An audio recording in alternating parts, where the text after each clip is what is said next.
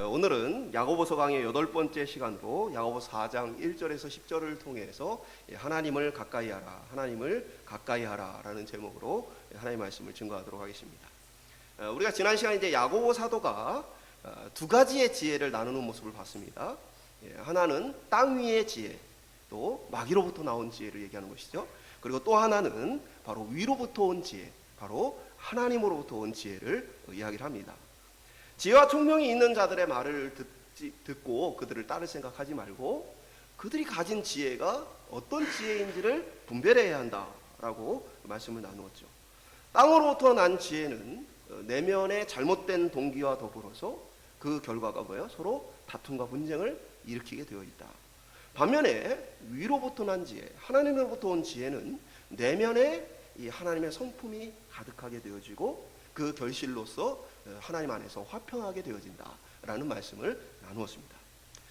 오늘 이제 야고보 사도는 구체적으로 어떻게 보면 지난 시간에 다루었던 땅으로부터 난 지혜, 마귀로부터 온 지혜로서 나타난 결과인 싸움과 다툼에 대한 문제를 다루고 있습니다. 교회 내에 발생한 싸움과 다툼이 그것이 어떠한 원인이고 또 그것에 대해서 어떻게 우리가 해결해야 하는가라는 부분을 다루고 있습니다. 지난 시간의 말씀과 같이 우리는 이 땅에서 완전하지 않습니다. 그렇기 때문에 때때로 사단의 유혹에 넘어가게 되어지고 그것으로 말미암아 이제 이 갈등과 다툼이 일어나게 되어지죠. 교회 안에 많은 사람들이 누가 누구에게 어떻게 했느냐를 떠나서 누군가는 너무나 민감해서 작은 것에도 상처를 받고 누군가는 너무나 둔감해서 다른 사람의 상처를 보지 못하고 이렇게 힘든 말들, 어려운 말들, 가시돋친 말들을 하게 되어 있지요. 이러한 누군가의 문제만이 아니라 우리 모두 안에서 이러한 연약함 속에서 그런 죄로 인한 문제들이 발생하게 되어집니다.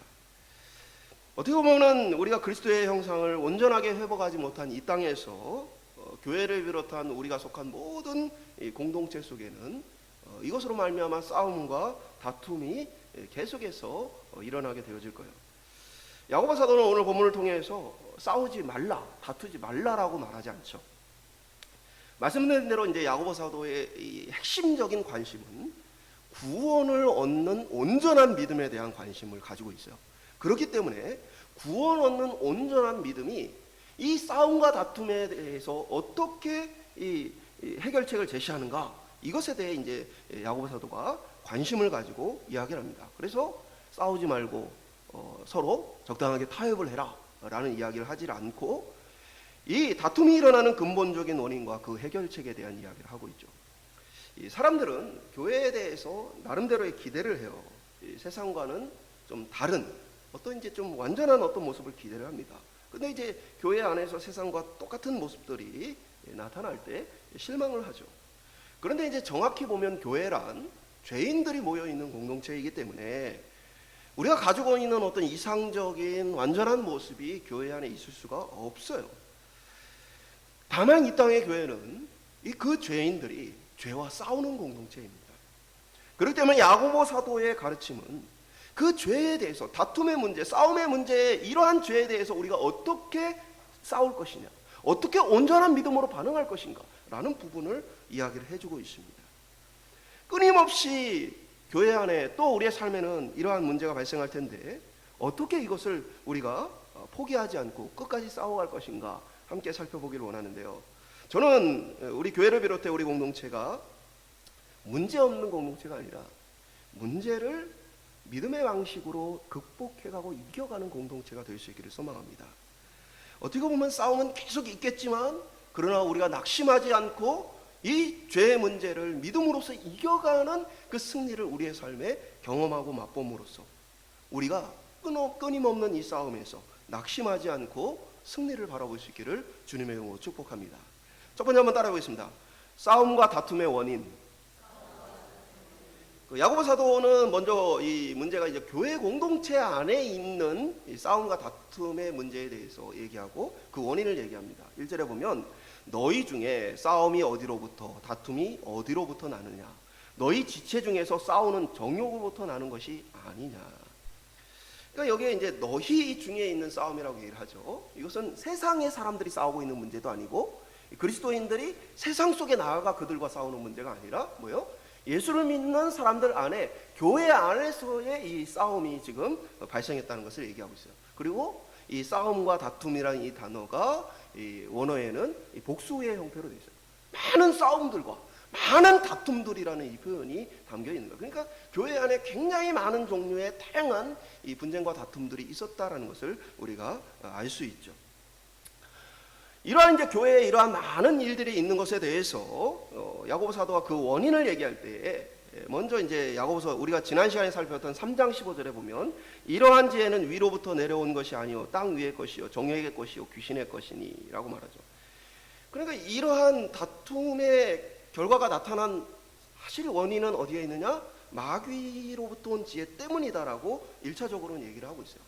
그러면서 이 사도행전 3장 우리가 읽었던 야고보서 3장 15절과 더불어서 오늘 4장 1절에는 정욕이라는 문제를 거기에 다루고 있습니다. 무슨 얘기냐면 이제 마귀가 유혹을 했기 때문에 이 문제가 발생했다라고 보면 마귀는 원래 뭐 하는 존재예요? 우리를 계속해서 미혹해서 지옥으로 이끌어가는 존재예요. 그럼 마귀를 우리가 바꿀 수는 없는 거예요. 그러니까 이것은 우리의 해결책이 되어지지 않죠. 그렇기 때문에 야고보 사도가 초점을 맞춘 게 있는 거냐면 너희 속에 있는 정욕이다라는 부분을 초점을 맞춰요. 정욕이라는 단어는 이제 헤도네아는 이제 헬라어인데 기본적인 의미는 즐겁다, 기쁘다라는 이제 의미를 갖고 있는 단어에서 나왔어요. 그러니까 이건 뭐냐면 자기의 만족과 자기의 즐거움을 추구하는 것을 지금 정욕이라고 표현을 해놓은 것입니다. 그러니까 이 정욕의 문제에 대해서 이야기하는 것은 이미 야고보 사도가 이 이제 1장에서 얘기를 했어요. 1장 14절과 15절에 보면 오직 각 사람이 시험을 받는 것은 자기 욕심에 끌려 미혹됨이니 욕심이 잉태한즉 죄를 낳고 죄가 장성한즉 사망을 낳느니라. 그러니까 이 마귀는 어차피 우리를 미혹하고 유혹하는 존재인데 그것에 넘어가는 이유가 뭐냐? 자기 속에 있는 욕심 때문이다. 자기 속에 있는 정욕 때문이다. 그러니까 내가 유혹을 느끼고 그것에 넘어가는 이유는 마귀 때문이 아니라 정확히는 뭡니까?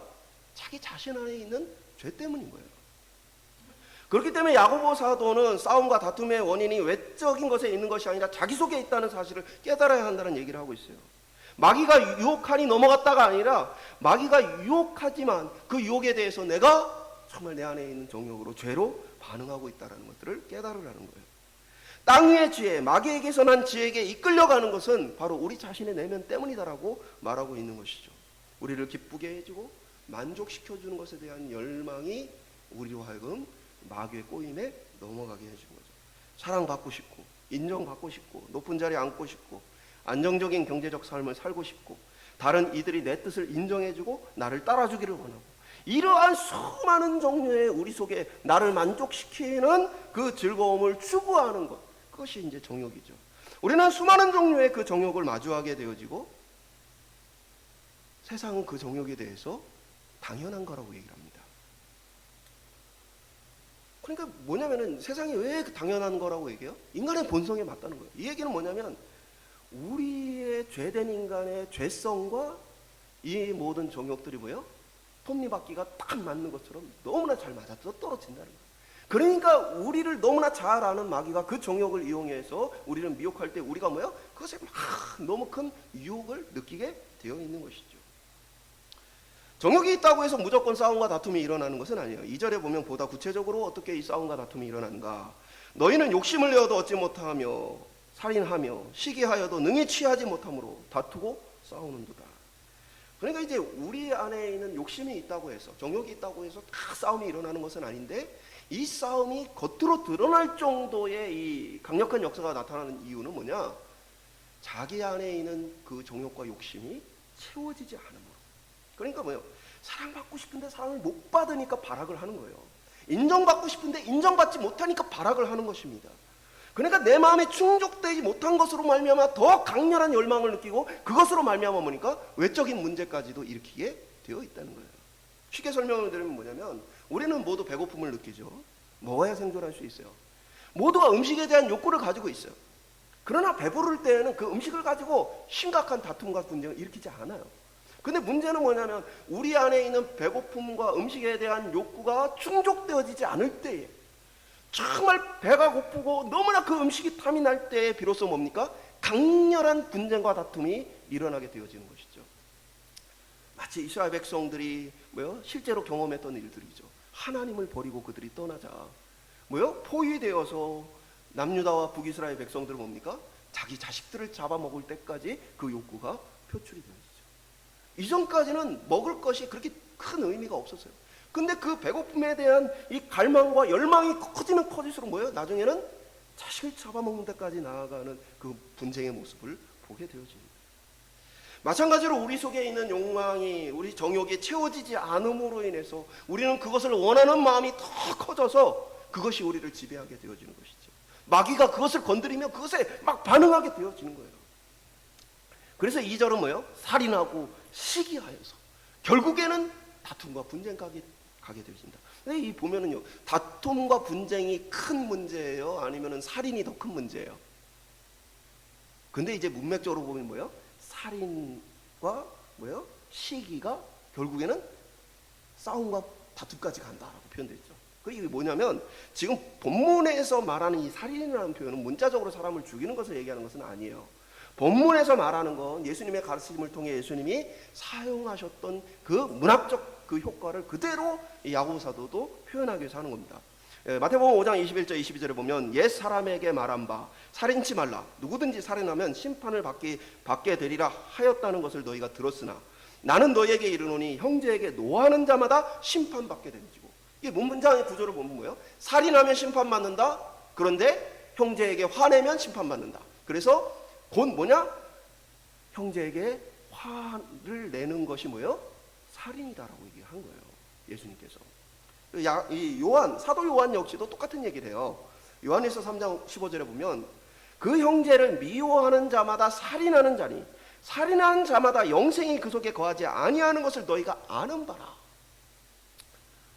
그러니까 사랑하지 않고 마땅히 사랑해야 될 그리스도의 몸이고 지체인 이들이 정욕으로 말미암아 이 싸우게 되어진 문제는 그 안에 살인과 같은 강력한 죄가 있다라고 표현한 거예요. 뭐냐면요, 우리는 이 싸움과 다툼에 대해서 대수롭지 않게 여겨요. 그렇죠? 살다 보면 다 싸우죠. 살다 보면 분쟁이 일어나요. 그래서 사람들은 세상에서 말합니다. 우리 모두가 다 그렇게 살아간다. 우리 모두는 다 그렇게 싸우면서 살아간다. 그게 큰 문제가 아니지 않느냐라고 생각해요. 그리고 그리스도인들 중에도 우리 모두가 죄인이기 때문에 어쩔 수 없이 이 싸움을 싸우는 것이 아니냐라고 얘기를 합니다. 그런데 그것을 당연하다고 여기는 것은 믿음이 아니에요. 구원 얻는 믿음은 우리로 하여금 지금 이 문제가 얼마나 심각한지를 깨닫는 거예요. 그리고 그것이 얼마나 잘못됐는지를 깨달음으로써 돌이키고자 하는 게 믿음의 반응입니다. 예수님이나 사도들이 다툼을 당연하게 말하지 않고 이것은 살인과 같이 강력한 죄라고 우리에게 경고하는 이유는 그대로 머물러 있어서는 안 된다는 얘기를 하는 거예요. 그것은 지옥 가는 그러한 영혼들이나 그렇게 하는 것이지 예수 믿고 구원 얻은 하나님의 백성들이 그것을 대하는 태도가 아니라고 말하는 거예요. 사랑하는 여러분, 우리 속에 이 야고보 사도가 분쟁하고 다투는 그 형제를 미워하고 형제를 향해 분노하는 그 마음이 살인과 같다라는 이 강력한 경고, 예수님의 경고와 이 사도들의 경고에 대해서 저희가 이 심각성을 깨닫고 그것에 대해서 믿음으로 살기를 추구할 수 있기를 주님의 이름으로 축원드립니다. 두 번째 따라해보겠습니다. 세상과 버타지 말라. 2절 후반부부터는 정욕에 사로잡힌 그리스도인들이 잘못된 해결책, 왜 이 문제를 해결하지 못하고 있는가라는 부분을 다루고 있어요. 2절에 보면 너희가 얻지 못하면 구하지 아니하기 때문이요. 하나는 구하지 않아요. 하나님 앞에. 구하지 않는다는 것은 정확히 말하면 하나님을 무시하는 거예요. 어떤 부분에서 무시하는 거예요? 하나님을 신뢰하지 않기 때문에 구하지 않는 것입니다. 야고보 사도가 이 문제에 대해서 야고보서 1장 5절에 언급을 했어요. 너희 중에 누구든지 지혜가 부족하거든 모든 사람에게 후히 주시고 꾸짖지 아니하시는 하나님께 구하라. 그리하면 주시리라. 하나님은 어떤 분이에요? 우리가 간구하면 그것에 대해서 들어주시는 분이에요. 그런데 사람들 안에는 하나님에 대한 믿음이 없어요. 하나님이 자신들의 문제를 해결해 줄 거라고 믿지 않는 것입니다. 그래서 기도하지 않고 하나님의 도우심을 구하지 않아요. 두 가지의 부분이 있겠죠. 하나는 하나님의 능력을 안 믿는 거죠. 하나님이 이 문제를 해결하실 수 있다고 생각하지 않는 거예요. 두 번째는 뭡니까? 하나님이 나의 삶에 대해서 그만큼 관심을 갖고 있지 않다. 하나님은 뭐 대단한 어떤 큰 역사나 뭐 대단한 어떤 그러한 일들을 해결하실지 모르지만 내 삶에 일어나는 이러한 분쟁과 다툼 같은 문제들에는 하나님께서 개입하시지 않을 거다라고 생각하는 거죠. 그러므로서 많은 사람들이 하나님을 신뢰하지 않음으로써 하나님의 말씀을 따라 살지 않고 정작 자기 자신이 원하는 바를 따라 살아가게 되죠. 하나님은 하나님의 말씀을 따라 살 때에 하나님 그 모든 것을 책임지시겠다고 말하지만 사람들은 하나님께 삶을 맡기지 않아요. 자기 방식대로 열심히 살아갑니다. 이게 교회 밖에 있는 사람이 아니라 뭐예요? 교회 안에 있는 사람이에요. 기도하지 않는 사람, 하나님께 자신을 삶을 맡기지 않는 사람, 자신의 성경의 말씀을 따라 살지 않고 자기 방식과 자기 지혜를 따라 살아가는 사람. 그래서 문제가 해결되지 않는다는 거죠. 두 번째, 또 다른 모습은 이제 잘못 구하는 것입니다. 3절을 보면 구하여도 받지 못함은 정욕으로 쓰려고 잘못 구하기 때문이다. 앞서 말씀드린 것처럼 자기의 즐거움, 곧 자기 안에 있는 욕심을 채우고자 하는 것에 실패함으로 인간은 더 강렬한 그 열망으로 말미암아 싸움과 다툼을 일으켜요. 근데 이 사람들은 뭐예요? 기도하는 사람들이에요. 하나님 앞에 간구하는 사람들이에요. 그런데 문제가 해결되어지지 않아요. 여러분, 의사는 치료를 해야 한다고 말하지만 환자는 말하기를 저는 마약이 필요합니다. 진통제가 필요합니다. 라고 얘기해요. 마약은 그 사람을 진정으로 치유하고 회복시키는 길이 아니에요. 그러나 당사자는 나는 마약이 필요합니다. 그거 주면 해결되어져요. 라고 얘기해요. 우리는 우리의 잘못된 정욕에 대한 갈망이 커요. 그것에 대한 목마름이 큽니다. 그래서 우리가 원하는 바를 통해 우리가 치유되고 회복될 수 있다고 그것을 간구하지만 하나님은 그것이 아니라고 말하는 것이죠. 우리의 삶은 우리를 창조하신 하나님이 우리를 만드실 때 하나님을 즐거워하도록 만들었어요. 그러니까 인간이라는 존재는 하나님을 즐거워하도록 창조됐기 때문에 하나님을 즐거워할 때 이 인간의 참된 만족이 인간에 있을 수 있는 것이죠. 그런데 죄로 인해 하나님과 관계가 끊어짐으로 뭐예요? 그 인간이 하나님을 통해 누리는 즐거움을 빼앗겼어요. 그렇기 때문에 죄인된 인간은 왜곡되어서 하나님이 아닌 다른 것들을 통해 자신 안의 만족을 추구하고자 하는 것이죠. 그런 것들이 우리를 참되게 만족시켜 준다고 생각하지만 그러나 그것이 자기를 만족시켜 주지 못해요. 여러분, 돈이 많으면 행복한가? 어느 정도까지는 돈이 있으면 행복의 지수가 높아지지만 그 이상 돈이 많아지면 행복은 오히려 돈 때문에 꺾여지게 되어집니다.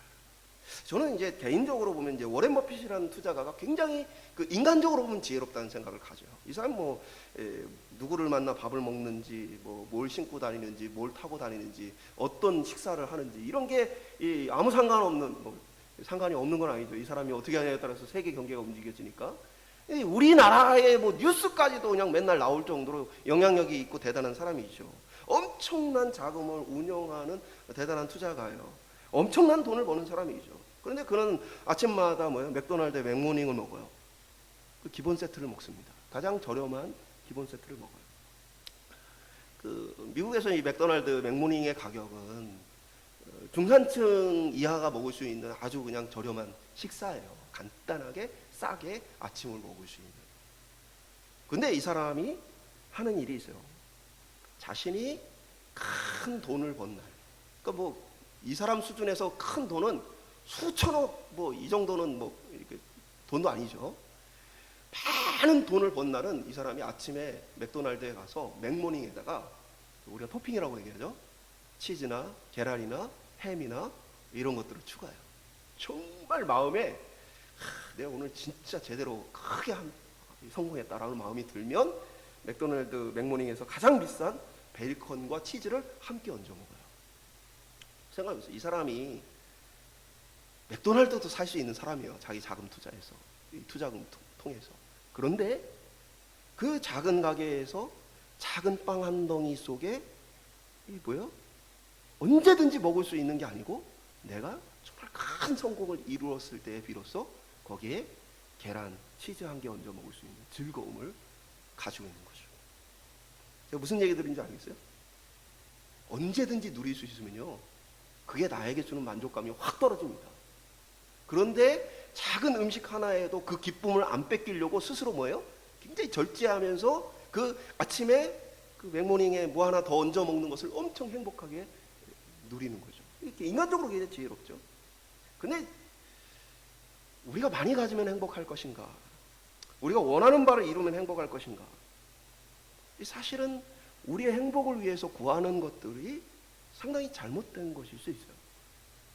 저는 나름대로 성공한 분들, 이제 제가 서울에서 사역을 할 때 이렇게 나름대로 큰 회사에 성공한 분들 이야기를 같이 나눌 기회가 있었는데 이런 얘기를 해요. 삶이 무료하다. 그러니까 자식들을 키우는데 막 힘을 많이 썼죠. 자식 다 키웠어요. 돈을 벌기 위해서 많은 힘을 쏟아요. 돈 많이 벌었어요. 나름대로 사회적 지위 다 얻었어요. 삶이 무료하다. 그래서 그 삶의 무료함을 벗어나기 위해서 뭐랍니까? 악기를 배우고 또 회장들을 만나서 이 높은 사람들과 함께 취미 생활을 같이 즐기면서 공유하고 이런 무료하다는 거예요. 이 마음의 그 무료함을 달래기 위해서 이 비행기 타고 전 세계에서 가장 경치가 좋다는 곳들을 찾아다녀. 이분이 저한테 딱 이렇게 얘기하더라고요. 10몇 시간 비행기 타고 가서 다 그 대자연의 엄청나게 아름답고 장엄한 그 모습을 보고 기쁨과 힐링을 하는데 그 효과가 7시간이면 완전히 제로로 사라집니다. 다시 그 공허함과 무료함이 찾아옵니다. 그렇게 가서 그것을 딱 봤는데 7시간만 지나면 그만, 가지면 가질수록 이게 더 짧아질 거예요.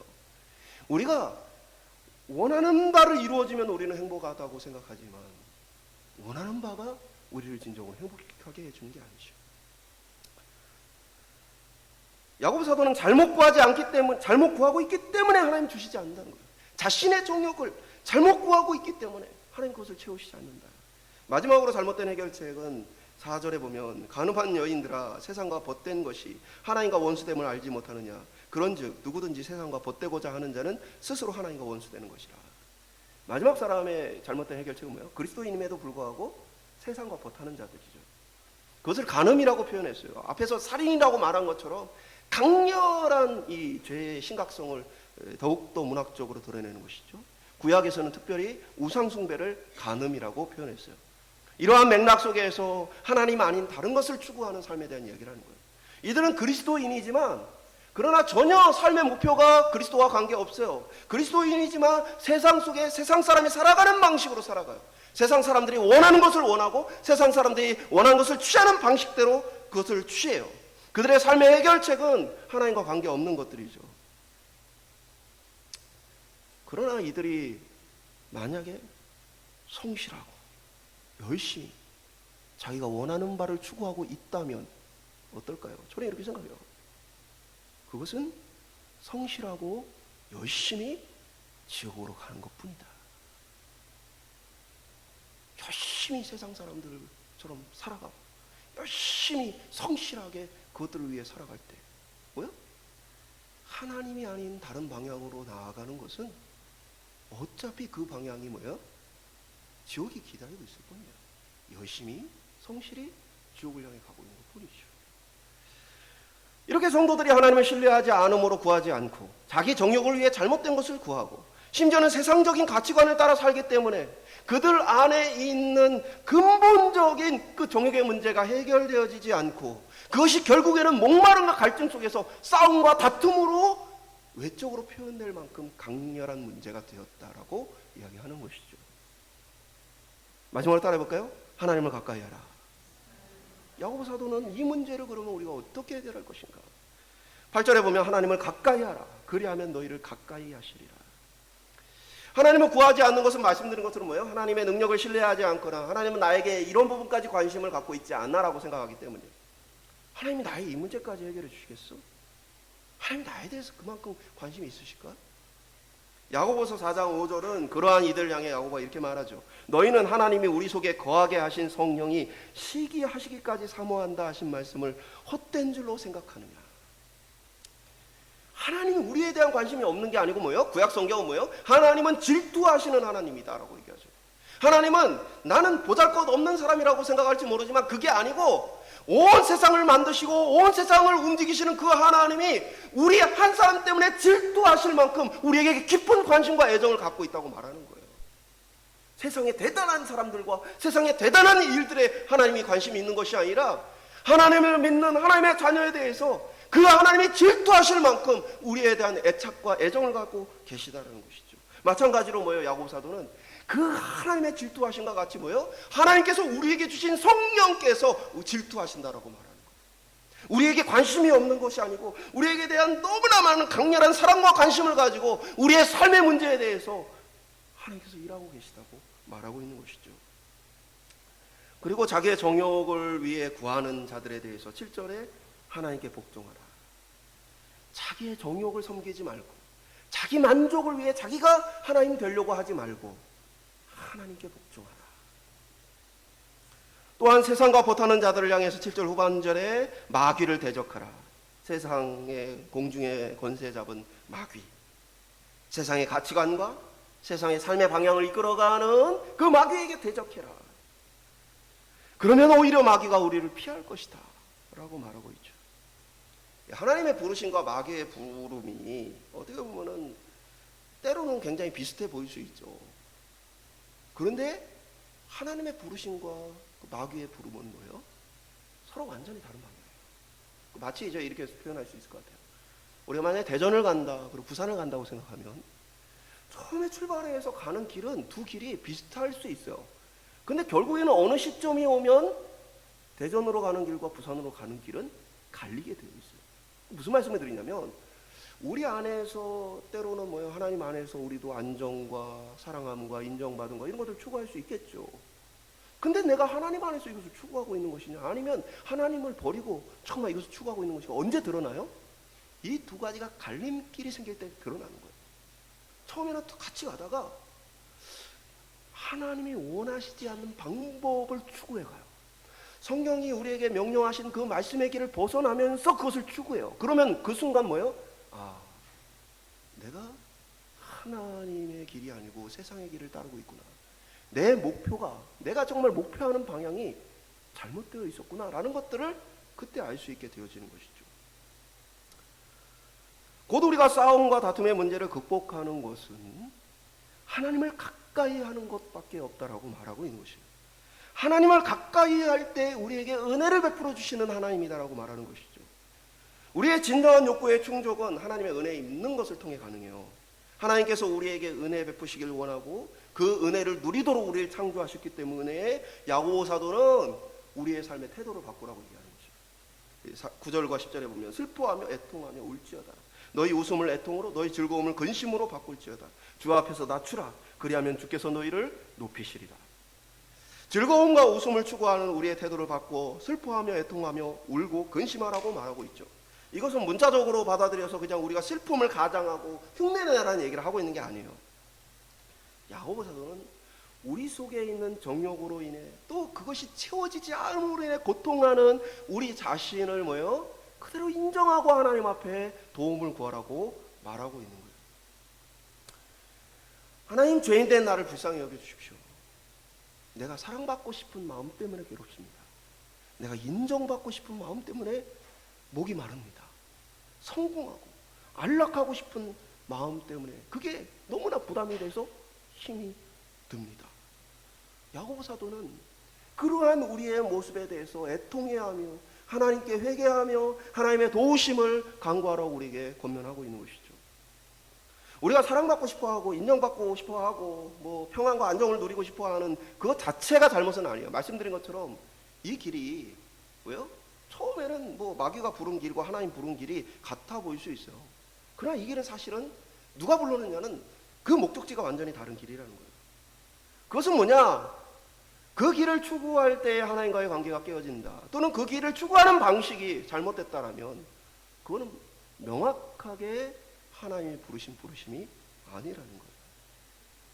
하나님의 부르심을 따라 살지 못하면 그것은 우리에게 매우 위험한 정욕의 길이 되어지는 것이죠.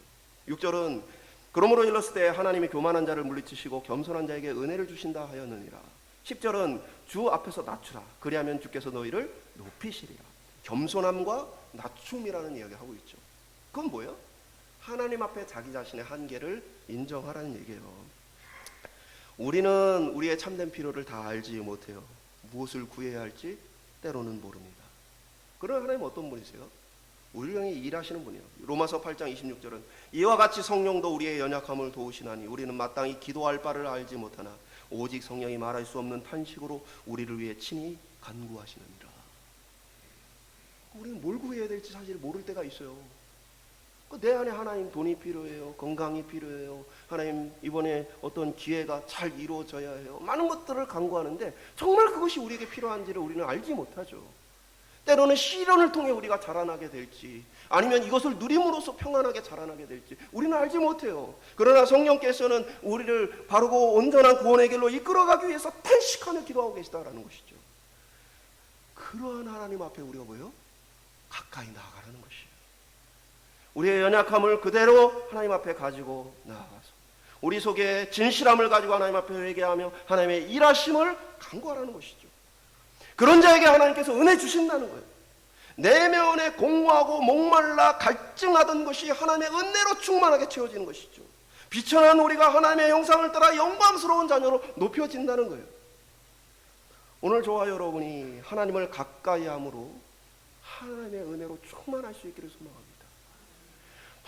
정욕에 목말라서 그것을 이루기 위해서 싸우고 다투며 분쟁하며 괴로워하는 인생이 아니라 하나님이 주신 것 때문에 기뻐하고 만족하며 충만하여서 우리 안에 싸움과 다툼이 나오는 것이 아니라 은혜가 흘러넘쳐서 나를 만나는 자마다 그 은혜로 충만하고 함께하는 성도들이 그 은혜로 충만한 교회가 될 수 있기를 주님의 이름으로 축원합니다. 말씀을 맺도록 하겠습니다. 싸움과 다툼은 우리 속에 있는 정욕 때문이에요.